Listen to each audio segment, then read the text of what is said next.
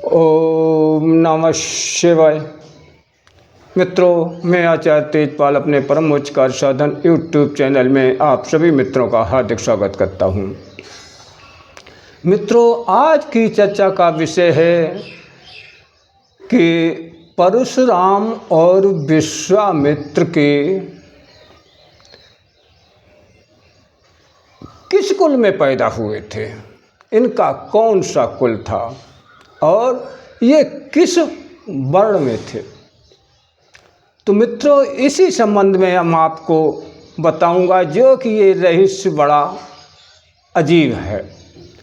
इससे पहले मेरा निवेदन है कि यदि आप हमारे चैनल पर पहली बार वीडियो देख रहे हैं तो चैनल को सब्सक्राइब जरूर कर लीजिए, ताकि मैं जो भी जानकारी इस चैनल पर डालूं वो सबसे पहले आपको प्राप्त हो। तो मित्रों, विश्वामित्र को क्षत्रिय कुल में पैदा होकर ब्राह्मण कैसे हो गए और परशुराम जी ब्राह्मण कुल में जन्म लेकर के क्षत्रियत्व को कैसे प्राप्त हुए। तो मंत्रों, ये बड़ी विचित्र कथा है जो ये स्कंद पुराण में नागर खंड उत्तरार्ध में आती है कि भृगुपुत्र ऋचिक मुनि तीर्थ यात्रा में घूमते हुए भोजकट नामक स्थान पे गए। वहाँ राजा गाद राज्य करते थे।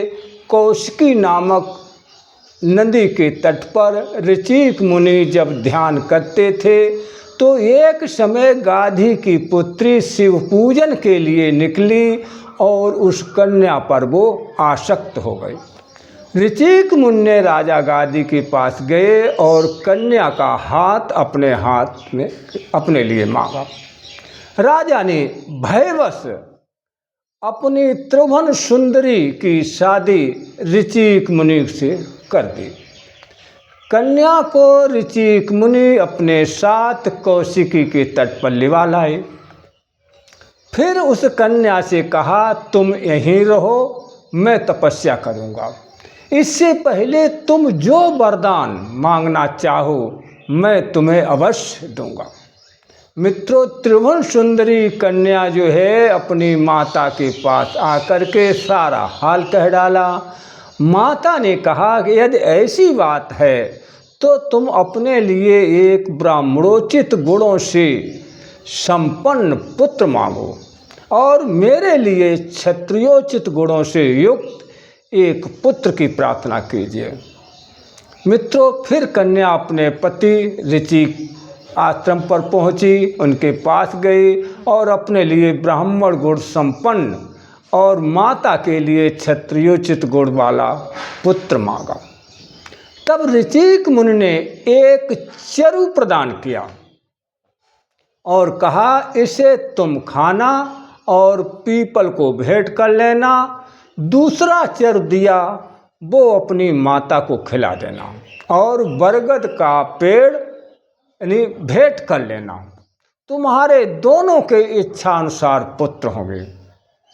मित्रों, चरु लेकर कन्या जब अपनी माँ के पास पहुँची और सारी बात बताई, फिर माँ के कहने के अनुसार चरु की अदला बदली हो गई। वृक्षों की भी अदला बदली हो गई। उसी के अनुसार महाराज गाध की रानी के गर्भ से विश्वामित्र का जन्म हुआ, जो ब्राह्मणोचित गुणों से संपन्न हुए, लेकिन कुल से वो क्षत्रिय थे। इधर ऋचिक की पत्नी त्रिभुवन सुंदरी का पुत्र क्षत्रिय हुआ, जिसका नाम जमदग्नि था। कन्या त्रिभुवन की सुंदरी की प्रार्थना करने पर ऋचिक ने कहा, जो होना था वो हो गया। तुम्हारा पौत्र अर्थात नाती ब्राह्मणोचित गुणों से संपन्न होगा, परशुराम के नाम से विख्यात होगा, लेकिन उसमें क्षत्रिय का अंश होने से वो 21 बार इस पृथ्वी को वीरों से खाली कर देगा। ये ऋषिक मुनि ने कही। अब मित्रों आप अंदाजा लगाइए कि जमदग्नि क्षत्रिय थे, जमदग्नि क्षत्रिय थे, लेकिन थे ऋषि के पुत्र। और मित्रों ऋषियों की कोई जात नहीं होती है, ऋषियों की कोई जात नहीं होती है। ऋषि किसी भी कुल में, किसी भी गोत्र में हो सकते हैं। अच्छा, अब बात आती है कि जब जमदग्नि क्षत्रिय थे, राजा थे, तो फिर परशुराम कौन हुए? परशुराम भी क्षत्रिय के पुत्र क्षत्रिय हुए। लेकिन अब यहाँ पर बात आ गई है मित्रों मनु स्मृति वाली। मनु महाराज ने कहा है कि ज्ञान और कर्म से बनता जाति अधिकार है। जैसा ज्ञान होगा, जैसा कर्म होंगे, वैसी हमारी जात बन जाएगी। तो मित्रों परशुराम के अंदर दोनों गुण मौजूद थे, तो इसलिए वो क्षत्रिय थे। लेकिन फिर उन्होंने जब तपस्या की तब वो ब्राह्मण हो गए। तो इस तरह से विश्वामित्र के और परशुराम में आपस में एक बहुत बड़ा संबंध भी था। संबंध क्या था? परशुराम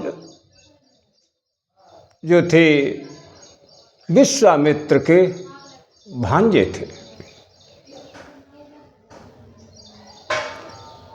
आशा करता हूँ ये दी गई जानकारी आपके जीवन के लिए